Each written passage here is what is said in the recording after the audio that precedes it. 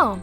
This is Carrie Livingood, and thank you for taking a moment to learn about the different Office 365 applications and how you can integrate them with your daily workflow. In this video, we will share with you some tips and tricks for troubleshooting your issues you may have with Outlook. When getting a new computer or changing your password, you may have issues with your Outlook account not signing in or refreshing your emails. If this happens to you, follow the instructions in this video to show you how to sign in to your Outlook account.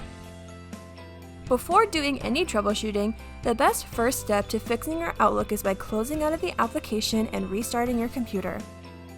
Sometimes, if you notice your email is not updating, rebooting your computer will help your Outlook sync and will start working again.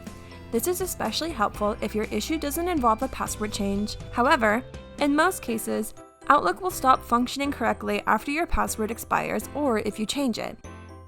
You will know this is your issue if a box appears when you open up Outlook asking for you to enter credentials. For some businesses, if you change your computer login password and notice Outlook is not working anymore, you may need to input this new password as well.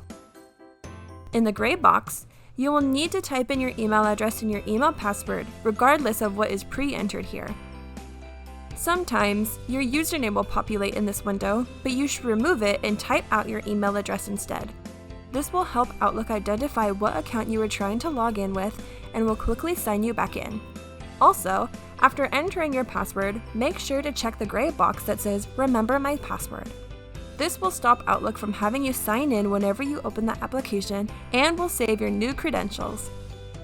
You will know your Outlook account is working properly when the gray box goes away and you see your emails refreshing. This may take a few minutes to fully sync, so keep an eye on your inbox for updates. If you continually input your password and it is not taking it, or you do not remember what your current password is, contact our service desk and we will be more than happy to assist. Thank you for taking the time to learn how you can troubleshoot your Outlook account.